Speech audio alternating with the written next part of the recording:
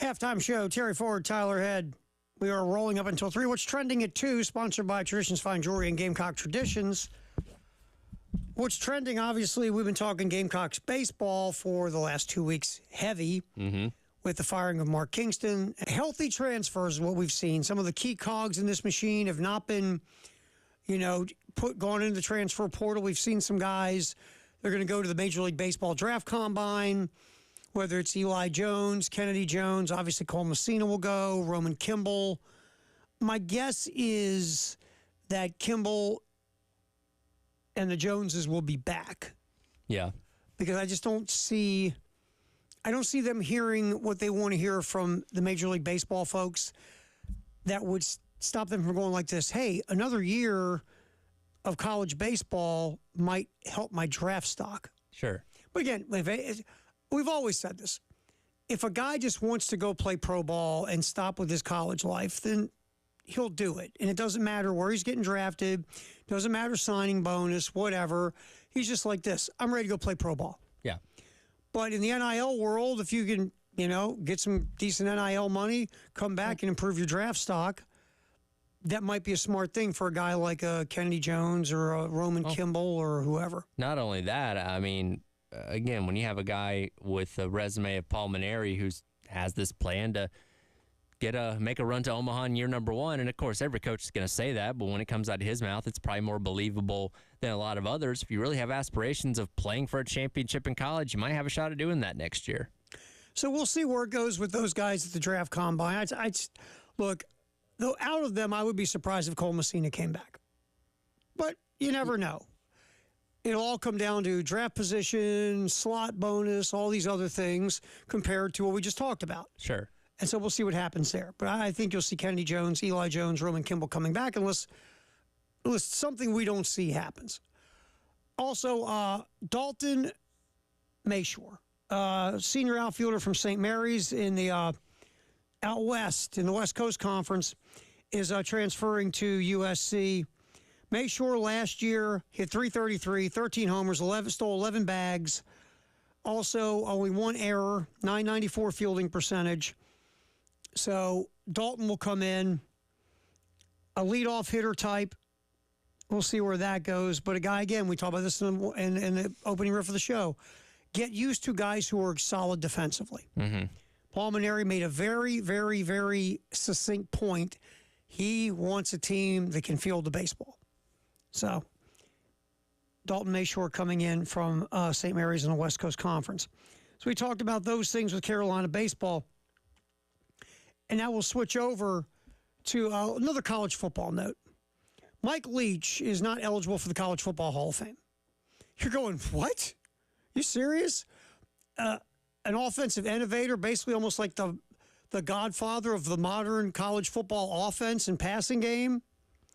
And this guy's not eligible? No, he's not. And why isn't he, Tyler? Oh, unfortunately, that winning record is not up to the line of the eligibility requirements. And the eligibility is 600. Yes. And what's Mike Leach again? 596, which means if he coached 3 more games and won those 3 games, he would be at 600. So he's 3 wins shy of the 600 winning percentage. So the late Mike Leach is not eligible for the College Football Hall of Fame. And as much as I get, you want to have some type of criteria for the people that you vote in, Mike Leach should be in the College Football Hall of Fame.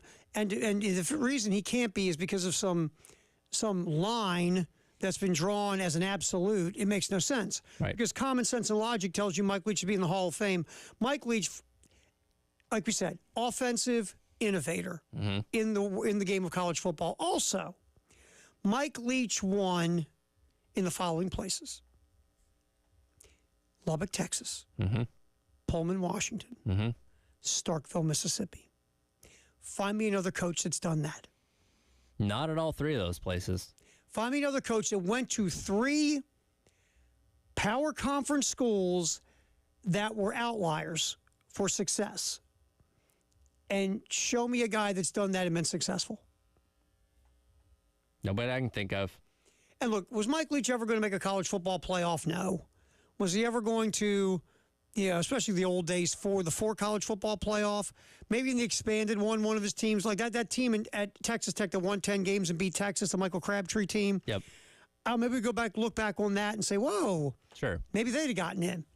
One of his Washington State teams had double-digit victories, and that was an interesting team. But, he wasn't a guy that's not what he was. All his teams were always viewed as disruptors. Again, you never went into a season saying, hey, Mike Leach's team should be the favorite to win the conference, but you always looked at their schedule and said, okay, they're going to find a way to win 2 or 3 games they probably have no business winning because of the style of football that they played, and that's what they always did. They always just kind of disrupted the flow of whatever conference they were in. And if you look at Mike Leach, I mean, and there's always games. He'd win like a big game, like you said. Then 2 weeks later, they lose to some, Yeah. So with that win they shouldn't have, they end up having a loss they probably shouldn't have either. And they get beat by some Division VI school or something. Sure. That was Mike Leach. If you looked at Mike Leach's record over the years, I mean, as Texas Tech team won 11 games, went to the Cotton Bowl, finished 12th in the country. That was one of the teams we're talking about that might have been an expanded field, get to a college football playoff. But at Texas Tech, ready? 9 wins, 8 wins, 8 wins, 9 wins, 8 wins, 9 wins, 11 wins, 8 wins. And he had the goofy thing with Craig James Kidd. Yeah. Then he goes to Washington State. Takes him 3 years to get it ramped up. But then, ready? 9 wins, 8 wins, 9 wins, 11 wins, and finished 10th. Mm-hmm. That team might have been another one in expanded field. That's what he did in Pullman, Washington. Mm-hmm. The only other guy that's won there with any regularity was Mike Price. That's right. Was he better at Bama or at Washington State? Ooh, he was undefeated at Bama. Yeah, just saying. But he also had one of the best college quarterbacks of all time in Ryan Leaf. So that probably helped him out. Well, they had, remember, Drew Bledsoe, Ryan Leaf. There were quarterbacks at Washington State. Washington State was a pretty good quarterback factory under Mike Price. They were, and you know what? Mike Leach had Gardner Minshew that one season. Mm-hmm. Uncle Rico isn't looked at like Drew Bledsoe or Ryan not. Leaf. I mean, you just didn't really have a who's who of quarterbacks playing for him there. But within his system, no-name quarterbacks could be good. Because he went and got guys that fit the air raid. And what he was looking for, guys that were more horizontal passers, smart, accurate, get rid of the ball. He wasn't looking for guys with big arms or guys that could throw it. He didn't care. Joe Milton never would have played for Mike Leach. Well, and we saw last year, what's his name, who started from Mississippi State when they came to town here a year ago? Will Rogers. Will Rogers. Again, dude was on the verge of setting SEC records in the air raid system. And he would have if Mike Price would have still been his coach. Yeah, and then they put him in a completely different offense that he wasn't comfortable with, and the guy looked like he shouldn't have been out there on the field. Yeah, I mean, at Mississippi State, Leach was getting it rolling, 4-7 the first year, 7-6, 8-4. And remember, his winning percentage gets knocked because, at Washington State, the first 3 years, because he was rebuilding Washington State, they were 12-25. Right. He was rebuilding in Starkville. First year was 4-7. Then they got to 7-6. So he's had some years that were dog years. Now there was no rebuild at Texas Tech. He had nothing but winning seasons in Lubbock. Right. From 2000 to 2009. So I guess what we're saying is this dude should be in the Hall of Fame. Yeah, no, and again, I understand you got to set boundaries somewhere, but at the same time, I feel like impact on the game can supersede criteria. Like, all right, he's .004 win percentage away from being eligible for the Hall of Fame, but the fact that his fingerprints are on so much of what offense now in college football, that should push him over. How many offensive coordinators and head coaches have taken the air raid system and run with it? An ungodly amount at this point in time. Like, again, his effect on the game is going to be felt for a very long time. And I told you this earlier. I went down a bit of a rabbit hole on the College Football Hall of Fame and their eligibility process, because you have this for coaches. You also have very strict ones for players as well, to where you have to be on a recognized All-American team. By the way, that has changed with what All-American teams they recognize. Here's some list of people not eligible for the College Football Hall of Fame. Go for it. Eli Manning, Nick Chubb, Trevor Lawrence, NCAA all-time scoring leader Will Reichert. None of those guys can be in the College Football Hall of Fame based on the current criteria, which, again, I understand having to draw a line in the sand, but when some of the best players of the past 20 or 30 years just can't be in, how effective is your Hall of Fame at that point? Yeah, that's why you just can't have black and white line in the sand. Yes. You have to have, and I've always said this. Like you look at the professional halls of fame. Mm-hmm. Basically, most of the time, I shouldn't say this every time. Most of the time, you can say, okay, that guy's a Hall of Famer. Yeah. I watched him play, saw the numbers, Hall of Famer. It's not that hard, man. No, it really isn't. Wait a minute. You got to hit 300. He hit 299. Sorry. That's it. Can't get in. Sorry, man. You're bad. Yeah. Andy Staples has his thought process real quick about Mike Leach not being eligible for the College Football Hall of Fame. Here's Andy from On 3, his podcast. There is one coach who's not on the ballot. We need to talk about that. There is no Pirate presence on the ballot. Mike Leach is not on the ballot, and here's why. The criteria call for a coach, you have to have been a head coach for 10 years. You have to have won at least 100 career games. And you have to have a 600 all-time winning percentage. That's the reason he's not on the ballot. He has a 596 all-time winning percentage. But here's where I will push back on that. Mike Leach coached at schools where it was traditionally, historically, very difficult to win. The reason his winning percentage is not super high is because he wasn't at a powerhouse school. Like, Alabama was pretty good before Nick Saban showed up. Now, Mike Shula didn't have a bunch of great years, but like 2 years before Nick Saban was hired, Alabama was in a BCS bowl. Alabama was a double-digit win team. Yeah, look, that's where this absolute makes no sense. You got to use logic. Logic says Mike Leach should be in the College Football Hall of Fame. Another head coach whose winning percentage is right around Mike Leach's is making news. Yes, he is. This one's interesting. We'll get to it next. And also, the latest Caitlin Clark, Angel Reese, dust up, controversy, whatever you want to call it. We got that to get to, too. Magic and Bird 2.0. Yeah, that's what I was thinking. All right. What's trending at 2? Sponsored by Traditions Fine Jewelry and Gamecock Traditions. Don't forget, Craft Beer Card is back, by the way. You can spend $30 at brewery, 12 craft beer locations, $360 value for only $79.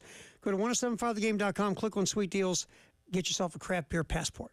Get back in here, continue what's trending at 2 on the halftime show here on the game.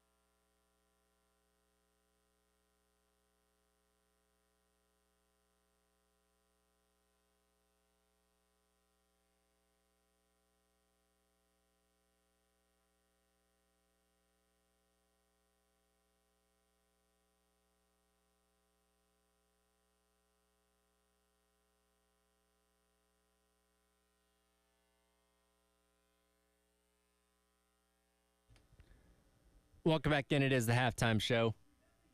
Tyler Head and Terry Ford along with you here on your Monday on the Game, continuing to talk about the College Football Hall of Fame. We mentioned, Mike Leach there in that last segment and the groundswell of support from, Lincoln Riley, Bob Stoops, guys like that around college football that think he should be in the College Football Hall of Fame. Another former coach believes he should be in the Hall of Fame as well and is blaming his former institution for the reason why he's not there. Not quite the groundswell for this one yet. Not that I've seen. This is interesting. All right, so Les Miles is at a .597 winning percentage. So Les, he did such a great job at Kansas. Yeah. Les has filed a lawsuit against LSU claiming that the school's decision to vacate 37 of his wins from the 2012-2015 time period eliminated him from consideration for the College Football Hall of Fame. According to the suit filed in the Middle District Court of Louisiana, Miles is seeking appropriate remedy for the blot placed on his good name and reputation by LSU's decision. According to NCAA release, the Level 1 violation dates back to 2012 when a representative of LSU's athletic interest paid the father of a prospective athlete a total of over $180,000 over a 5-year span as part of an embezzlement scheme. The athlete enrolled at LSU and competed between 2012 and 2016. The representative had been disassociated with the program for 10 years. Now, again, is there any proof Les Miles had anything to do with that? Not necessarily. But here's my question. Knowing what we know about the way all this works, if I asked you, Tyler Head, on it, very simple, do you think Les Miles had an idea what was going on? Yes. Boy, it took you a while to think about it. You want to use some time? No, I'm good. I got it. Same here. To me, it's a no. Ready? Here's my multiple choice. Yes, yes, and yes. Well, the fact that, and I do think it's funny that this only goes back to 2012 because they were pretty successful for the years before that. And I imagine there was something similar going on at that point in time that just didn't happen to get caught for it. But yeah, the 2012, 2015 where those wins are vacated. You know what's funny? When you look at his record, they still count the losses. They just don't give him the wins.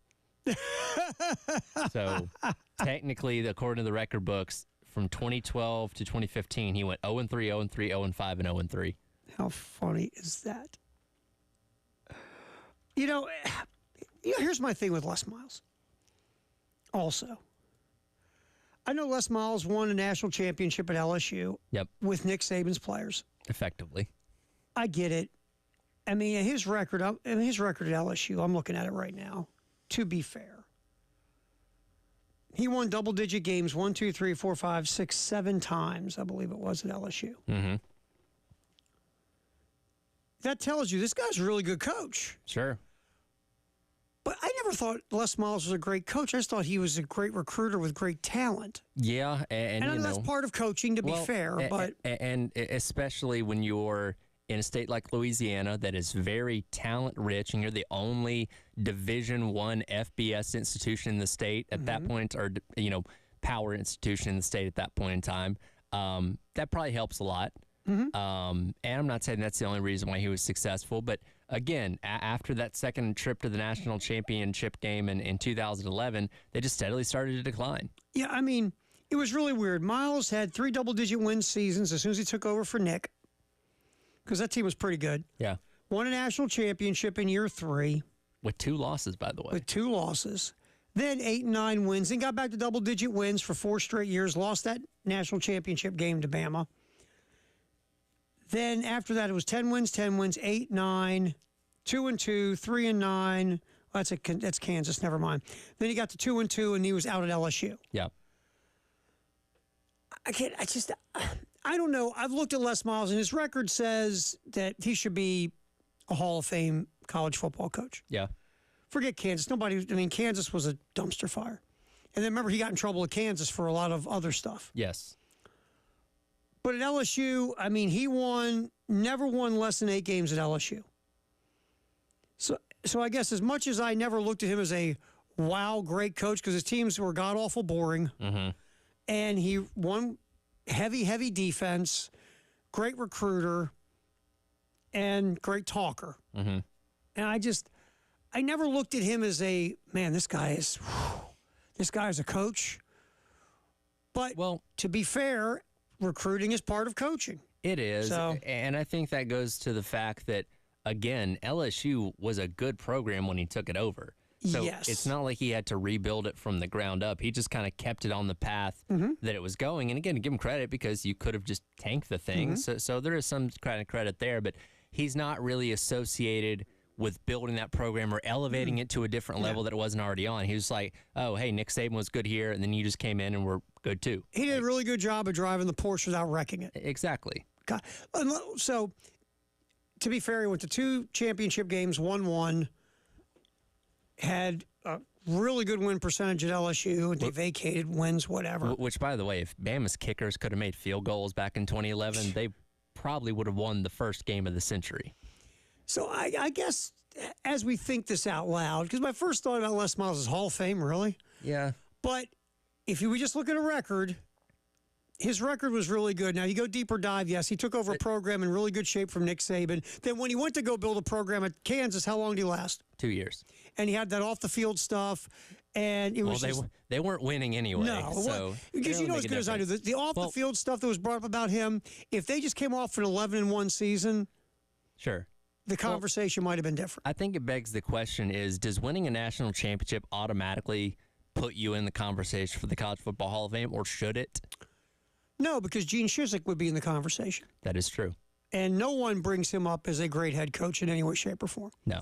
He just was smart enough to be the guy on the sideline when Cam Newton was running all over the place. I was going to say, you had probably the most dominant player college football's ever seen for one season, and you give him credit. He rode it all the way, and then nothing happened after that.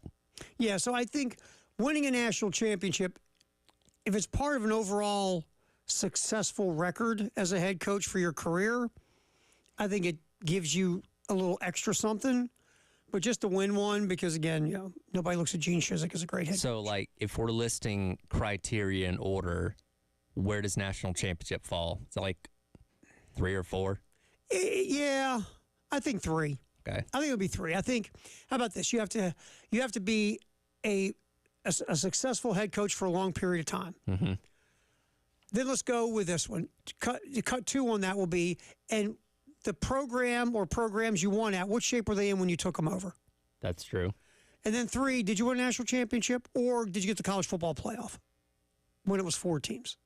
So I think that's the kind of stuff I would look at as my criteria. Right. We will get back in here, greatest day in the history of the world, which is today, which is June 17th. Also, we'll get to this Caitlin Clark, Angel Reese controversy, kind of. Because you know it's a slow time of year where everything is a big thing. Yeah. And this shouldn't be a big thing, but it is a big thing for others and some. We'll get to that too. Terry Ford, Tyler Head, halftime show till 3 on the game.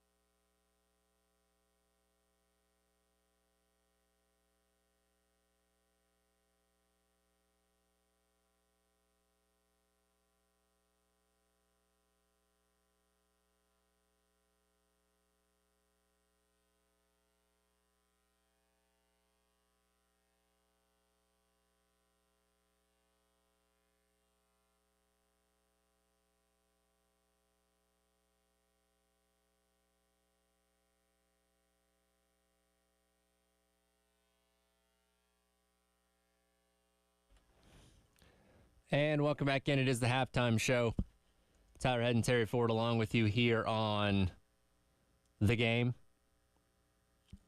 It's indeed time for the greatest day in the history of the world, brought to you by 1-800-GOT-JUNK. As you can imagine, a lot of things going on with the NBA Finals, some U.S. Open stuff happening on this day in history as well. Go back to 2010. Lakers beat the Celtics 83-79 in Game 7 for the franchise's 16th NBA title. No surprise, MVP ended up going to Kobe Bryant. How about that? Yeah, I mean, I remember the Celtics beat them a few years before, and the Lakers got even.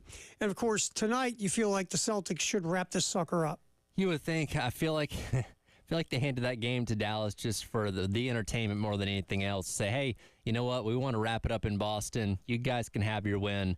We'll have our ceremony at home. The Adam Silver called the Celtics. Can you guys do us a favor and let them win one, please? Yeah. You know, you guys played in the first half of that game the other night. Just do that the whole game. Right. It was just, I mean, they were done. They were like, okay, we're just winning Boston. And of course, the logic is you want to finish it now. The last thing you want to do is lose at home, make it 3-2, and take it back to Dallas. Tonight, you want to finish this thing. Yeah, I think it ends tonight. I don't think they're going to have to worry about that. I just think it they'll ends be tonight. fine. Yeah. Porzingis is going to try to come back tonight. I think they finish this tonight and they hang their 18th banner and they move on. And then we can spend an off season talking about Luka Doncic and his temper tantrums and lose a little weight and try to play some defense a little bit more and quit whining all the time. But real quick, then we'll move on to more history. A lot of times, this is part of look, if you follow the NBA, you know this is the way this goes. Everybody's got to get smacked. Jordan got smacked. Sure. They all get smacked. Remember, Detroit couldn't beat Boston. Chicago couldn't beat Detroit. A lot of teams couldn't beat Chicago. You used to always have to wait. LeBron had his issues. He lost 2 finals before he finally got a championship. Yep. You always got that wait your turn you got to go through. And this might be Luka Doncic's. And if he does mature up a bit on the court, maybe lose a little bit of weight and get in better shape and, try to give a little bit more effort on the defensive end of the court, this might just be that, hey, you had to get smacked because everybody gets smacked. Right. Also, the greatest day in the history of the world. I have this Sports Illustrated in a box in my closet at home. Hale Irwin in 1979 won the U.S. Open by 2 strokes over Gary Player and Jerry Pate. It's Hale Irwin holding the trophy for the U.S. Open. Uh-huh. By the way, in 1976, the NBA had 18 teams. They absorbed 4 of the 6 remaining ABA teams. New York Nets, Indiana Pacers, San Antonio Spurs, Denver Nuggets. One team was highly irritated they did not get brought into the NBA. And it was a very successful ABA team, the Kentucky Colonels. Uh-huh. Did not become part of that. And here's another, finish up on 2 of these real quick. This day in 1960, we think it happened, even though it was before SportsCenter. Ted Williams hit his 500th career home run. Okay. If Ted Williams doesn't have 2 stints in the military, Ted Williams' numbers would be vile. Probably. In 1954, Rocky Marciano, 15-round unanimous decision over Ezra Charles. Rocky Marciano, of course, retired as an undefeated heavyweight champion. So there you go, man. There's your day in sport, your greatest day in history of the world. Wait a minute. You're not going to mention the thing? Which thing? 1994. Go for it. The OJ chase. Was that today? That was today. I skipped over it. I remember where I was. Watching TV. One side of the TV, Knicks, Rockets, NBA Finals that the Rockets won. Mm-hmm. Other side of the TV, a white Bronco going 7 miles an hour with 700 police officers behind it. Mm-hmm. Did you ever watch the 30 for 30, the multi-part 30 for 30 on OJ? I don't think I've gotten to that one. I need to see it. You need time. Yeah.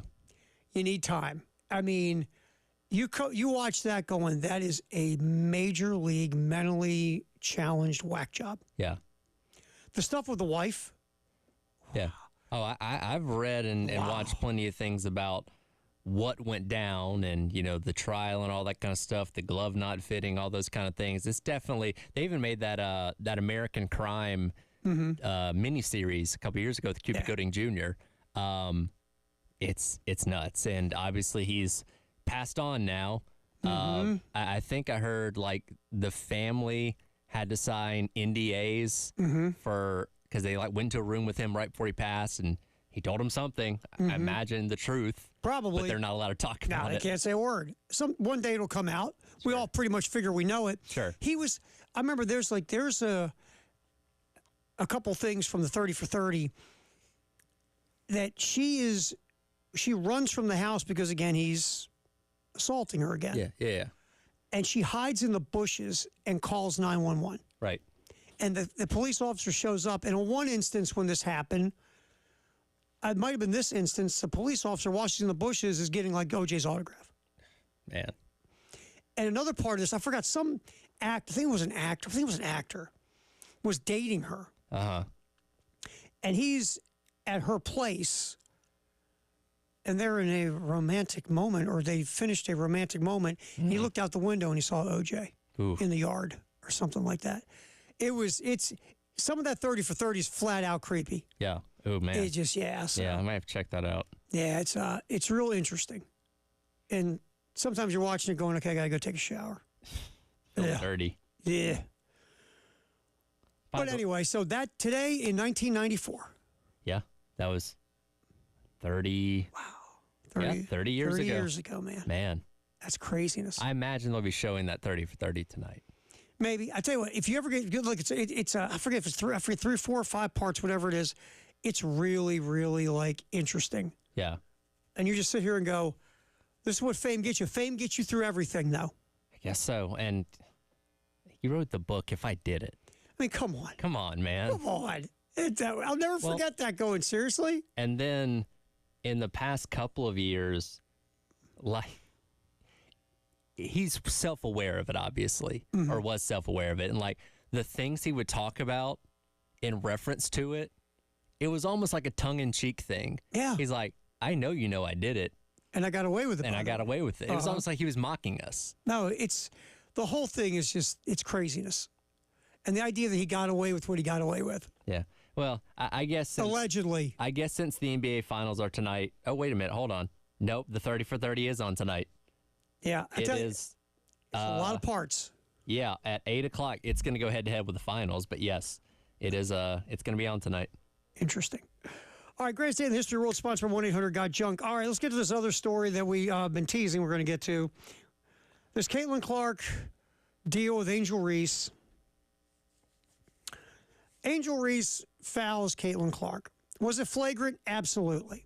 Did she do it on purpose? No. She's going for the ball.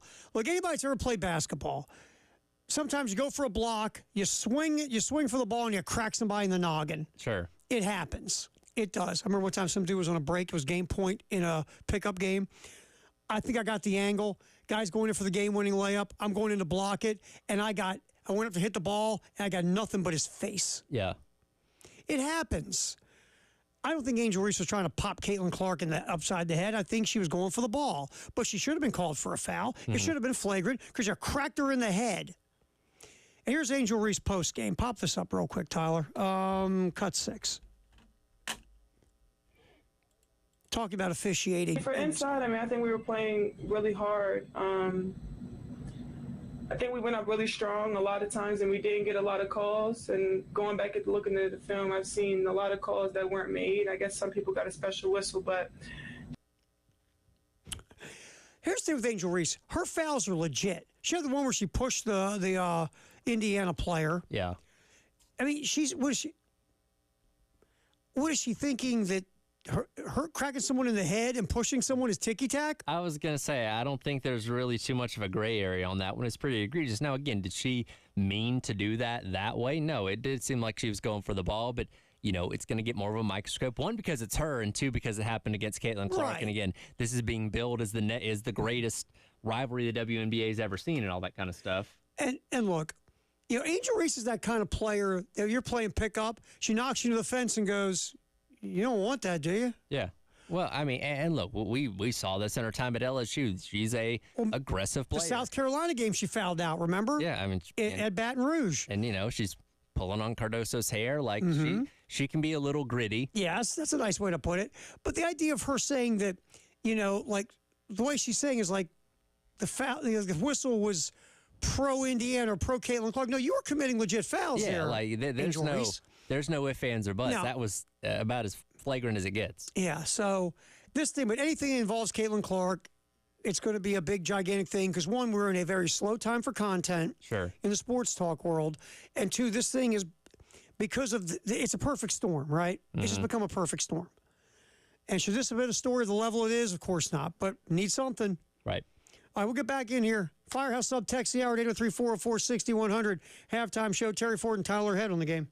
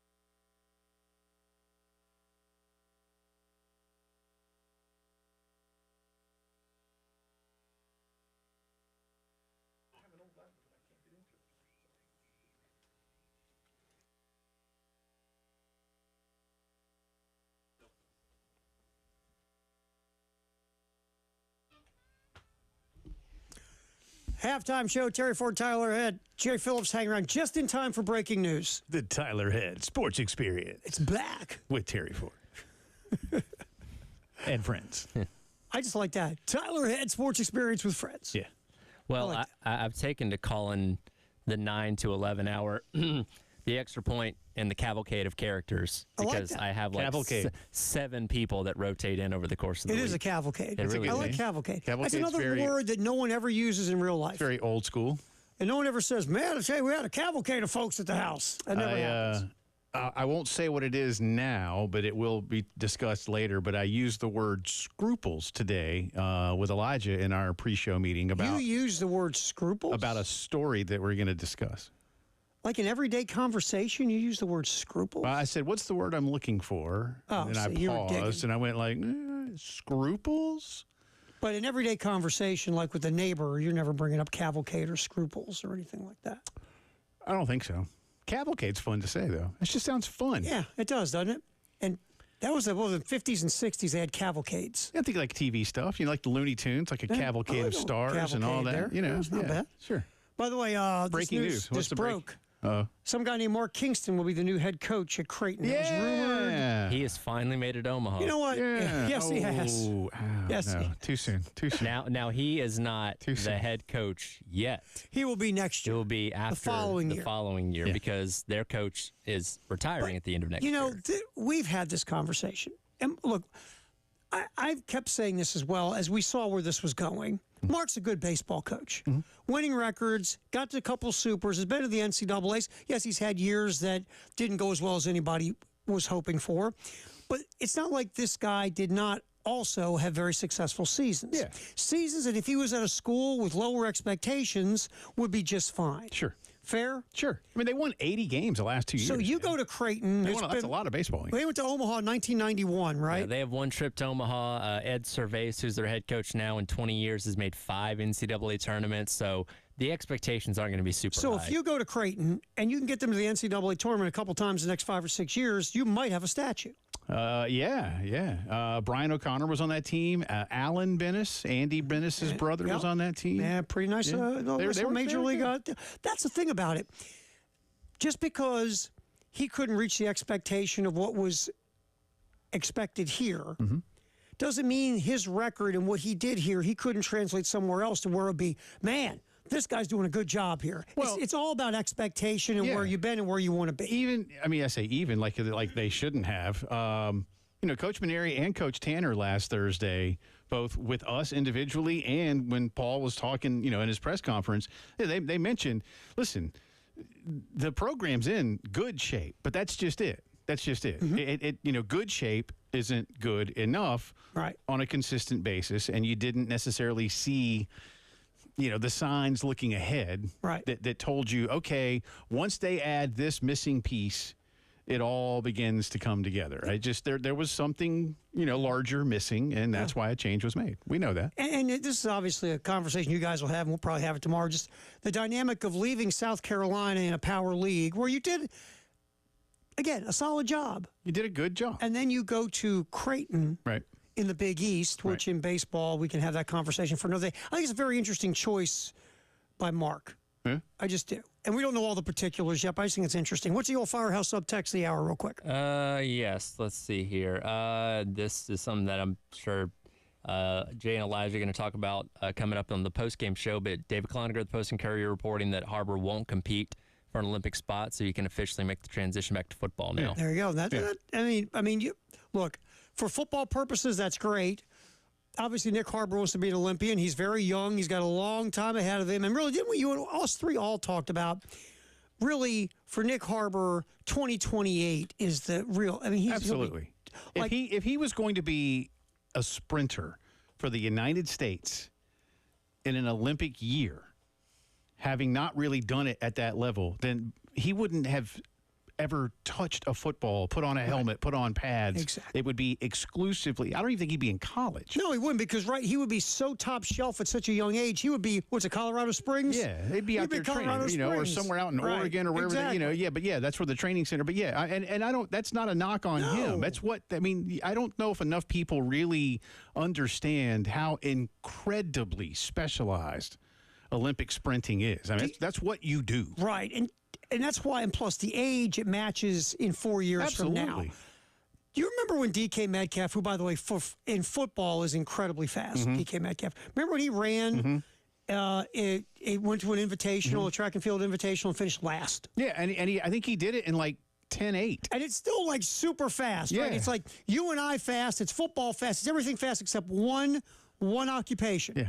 Sprinting fast. But 1 second in sprinting is a lifetime. It's ridiculous. Yeah. So to the point we were talking about, and you and I have talked about this before, look, Nick Harbor's time is so ahead of him. What he did this year as a freshman and a teenager shows you the ceiling this young fellow is going to have in 4 years when he's now a grown man, Right. 22 years old, Right. 4 years of running, 4 years of training, 4 years of what's up, and then he's going to be ready to rock and roll. And even then at 23, 24, who knows? Because this is American track and field. And last time I checked, it's pretty good. Yeah. Last time I checked. Yeah. So, And in sprinting, it's like Jamaica and America right now. Jamaica has become so by the way, good at Usain Bolt sprinting. wasn't 18 when he popped on the scene to be who Usain Bolt Yeah, is. they were like, oh, just wait for this kid. Yeah, I mean, like if you equate to swimming, Michael Phelps was 15 years old, his first Olympics. Nobody knew, nobody cared because he didn't finish on the medal stand. He was a young dude getting experience. And they took him. Yeah. Because they knew. Now, see, Oh. they took him. They were like, you know what, kid? We want you to Make the come. team. Yeah, we want you to see what this is like. But he wasn't a medal threat. But there were people saying, there's this 15-year-old in the pool for the United States who might end up being pretty good at this. Yeah. So again, I it's an remember evolution. watching Usain Bolt. Now, obviously, it was on tape delay, but I remember watching that, and I was by myself. I remember because like the family was in different spots that summer, Mm-hmm. and I remember out loud saying "Holy bleep!" and it. Like out loud at my house when he hit that like 50-meter mark. Oh, and all of a sudden the gearbox, kicked in. Like I'd never seen that before, you know. I mean, but anyway, no, Good so. Father's Day weekend, bub? Yeah, I got one of my best Father's Day presents ever. Nice. I will be talking about it, I assure you. Very good. Jay Yeah. Phillips, Elijah Campbell. Nice job there, Tyler. Halftime show's over. Post-game show is coming up next right here on the Game in Columbia, Florence, and Myrtle Beach.